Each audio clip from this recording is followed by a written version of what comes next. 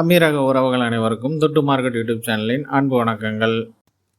இந்த வீடியோவில் நாங்கள் கொடுக்குற கண்டென்ட்ஸ் எல்லாமே எஜுகேஷனல் பர்பஸ்க்காக மட்டுமே. எந்த ஷேரையும் விற்கவோ வாங்கவோ நாங்கள் ரெக்கமெண்ட் பண்ணுறதில்ல.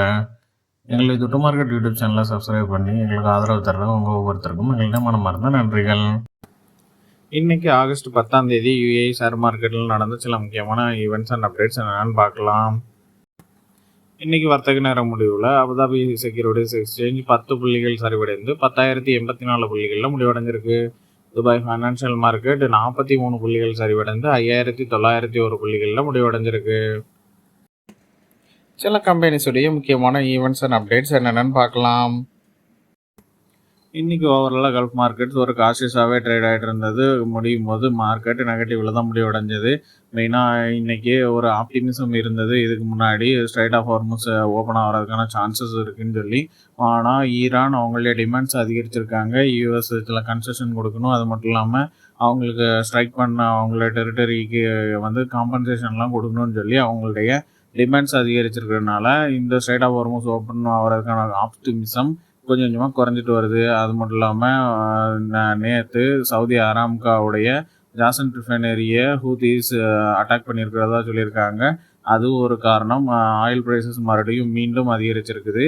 மெயினாக இந்த இஷ்யூ இன்னும் ஃபைனலைஸ் ஆயிரும்னு சொல்லி யூஎஸுடைய அஃபிஷியல் இன்ஃபர்மேஷன் வந்தது. ஓமன் மற்றும் ஈரானுடன் சேர்ந்து ஒரு க்ளோஸ்டு அலை பண்ணி கிளியர் பண்ணுற மாதிரி. ஆனால் அது இன்னும் முடிவுக்கு வரல.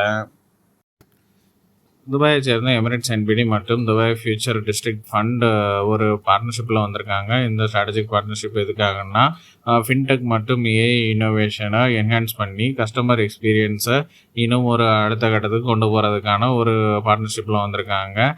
இதில் என்னென்னா 2 கம்பெனிஸுமே ஒரு கொலாபரேட்டிவாக ஒர்க் பண்ணி நல்ல முக்கியமான இம்பார்ட்டண்டான புது இனோவேட்டிவ் டெக்னாலஜிஸை அவங்க கண்டுபிடிச்சி அதை இம்ப்ளிமெண்ட் பண்ணி அது மூலமாக ஃபைனான்ஷியல் சர்வீசஸை இன்னும் பெட்டரான ஃபைனான்ஷியல் சர்வீசஸை துபாய் சிட்டிசன்ஸ் மற்றும் ரெசிடென்ட்ஸுக்கு கொடுக்கறதுக்காக இந்த ஒரு பார்ட்னர்ஷிப்பில் வந்திருக்காங்க. அது மட்டும் இல்லாமல் டிஎஃப்டிஎஃப்டு போர்ட்ஃபோலியோ கம்பெனிஸுக்கு ஃபைனான்ஷியல் ரிலேட்டடான ஃபெசிலிட்டேஷனும் பண்ணி கொடுக்கறதுக்கான ஒரு பார்ட்னர்ஷிப் தான் இந்த ஸ்ட்ராட்டஜிக் பார்ட்னர்ஷிப்னு சொல்லியிருக்காங்க.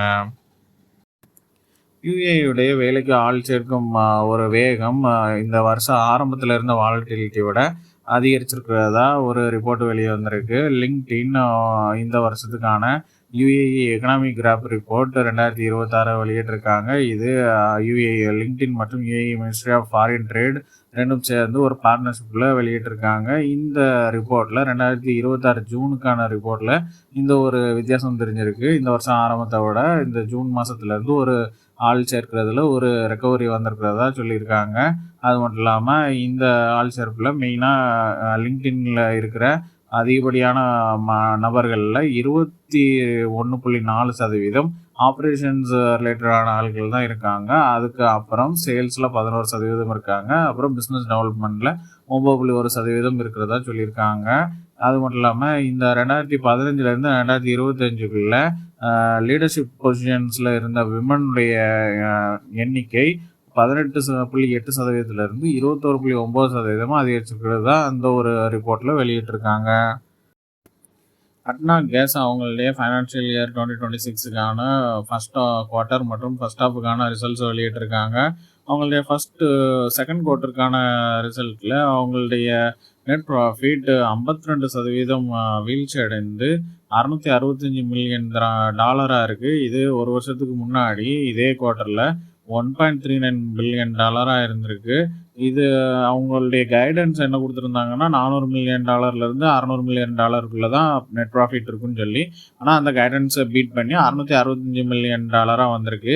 அது மட்டும் இல்லாமல் அவங்களுடைய ஃபர்ஸ்ட் ஹாஃபுக்கான நெட் ப்ராஃபிட் $1.7 பில்லியன் இருக்குது. இதில் $1 பில்லியன் வரைக்கும் டொமஸ்டிக் மார்க்கெட்டில் தான் அவங்களுக்கு சேல்ஸ் நடந்திருக்கிறதா சொல்லியிருக்காங்க. அது மட்டும் இல்லாமல் அவங்களுடைய இந்த வருஷத்துக்கான இந்த ஹோல் இயருக்கான ஒரு ப்ரொஜெக்ஷன்ஸ் கொடுத்துருக்காங்க. இந்த ஹோல் இயருக்குமே அவங்களுடைய நெட் ப்ராஃபிட் $3.5 பில்லியன்லேருந்து $4 பில்லியன் இருக்குன்னு சொல்லியிருக்காங்க. அவங்களுடைய நெக்ஸ்ட் குவார்ட்டர் தேர்ட் குவார்ட்டருக்கான இன்கம் நெட் ப்ராஃபிட் ரேஞ்சுமே $600 மில்லியன் $800 மில்லியன் தான் இருக்கும்.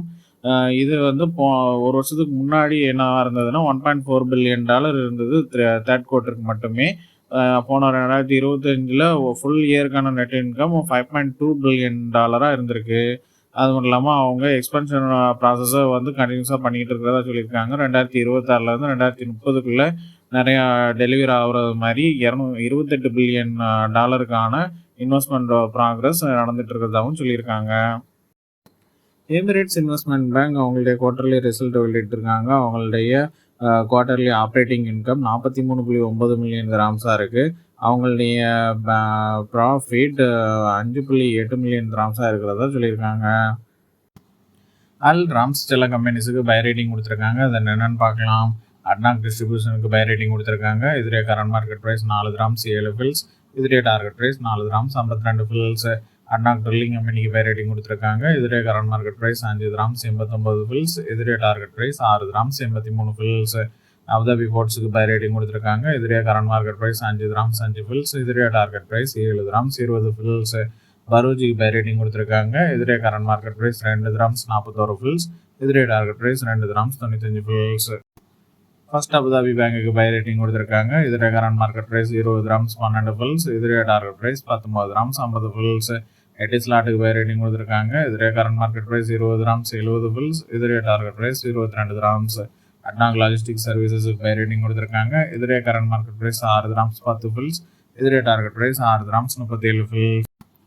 இன்றைக்கி அபுதாபி செக்யூரிட்டிஸ் எக்ஸ்சேஞ்சஸில் டாப் கெய்னர்ஸ் எந்தெந்த கம்பெனிஸ்ன்னு பார்க்கலாம். Phoenix group 54 ஃபில்ஸில் முடிவடைஞ்சிருக்கு. இது 12.4% உயர்வு. ராசல் கைமா பால்ட்ரி அண்ட் இன்வெஸ்ட்மெண்ட் கம்பெனி 8.4% அதிகரித்து 2 கிராம்ஸ் 50 ஃபில்ஸில் முடிவடைஞ்சிருக்கு. ஈஸ்ட்ராக் இன்வெஸ்ட்மெண்ட் 3% அதிகரித்து 53 ஃபில்ஸில் முடிவடைஞ்சிருக்கு. அமெரிக்கனா ரெஸ்டாரண்ட்ஸ் 3% அதிகரித்து 2 கிராம்ஸ் 30 ஃபில்ஸில் முடிவடைஞ்சிருக்கு. வாஹா கேபிட்டல் 2% அதிகரித்து 2 கிராம்ஸில் முடிவடைஞ்சிருக்கு. இன்றைக்கி அபுதாபி செக்யூரிட்டிஸ் எக்ஸ்சேஞ்சஸில் டாப் லாசர்ஸ் எந்தெந்த கம்பெனிஸ்ன்னு பார்க்கலாம். கல்ஃப் சிமெண்ட் கம்பெனி 5% வீழ்ச்சி அடைஞ்சு 1 கிராம்ஸ் 15 ஃபில்ஸில் முடிவடைஞ்சிருக்கு. சுடாட்டல் 4% வீழ்ச்சி அடைந்து 56 ஃபில்ஸில் முடிவடைஞ்சிருக்கு. ஜிஎஃப்ஹெச் பேங்க் 3% வீழ்ச்சி அடைந்து 2 கிராம்ஸில் முடிவடைஞ்சிருக்கு. ஆல்ஃபா டேட்டா 2.4% வீழ்ச்சி அடைந்து 1 கிராம்ஸ் 39 ஃபில்ஸில் முடிவடைஞ்சிருக்கு. அல்கலிஜே இன்வெஸ்ட்மெண்ட் கம்பெனி 2.5% வீழ்ச்சி அடைந்து 4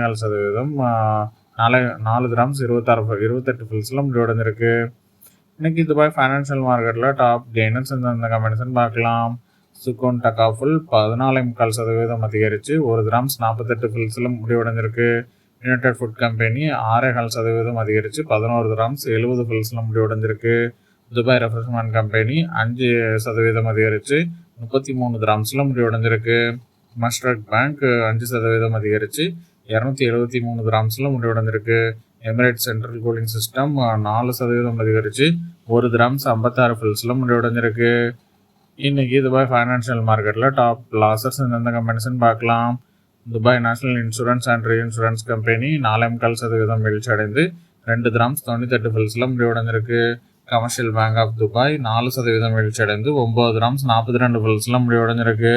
பிஹெச்எம் கேபிட்டல் 3.4% வீழ்ச்சி அடைந்து 1 கிராம்ஸ் 1 ஃபில்ஸில் முடிவடைஞ்சிருக்கு.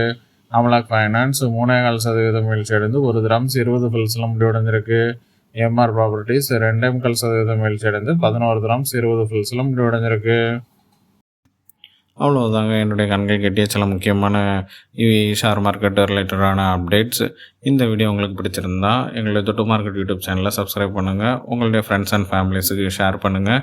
எங்களுடைய தொட்டு மார்க்கெட் யூடியூப் சேனலில் கொடுக்குற டெய்லி அப்டேட்ஸான கரன்சி அப்டேட், கமோடிட்டி அப்டேட் மற்றும் gold and silver update in INR and AED இதெல்லாம் தெரிஞ்சுக்கணுன்னா பெல் நோட்டிஃபிகேஷனை ப்ரெஸ் பண்ணுங்கள். தேங்க்யூ ஃபார் வாட்சிங் த வீடியோ.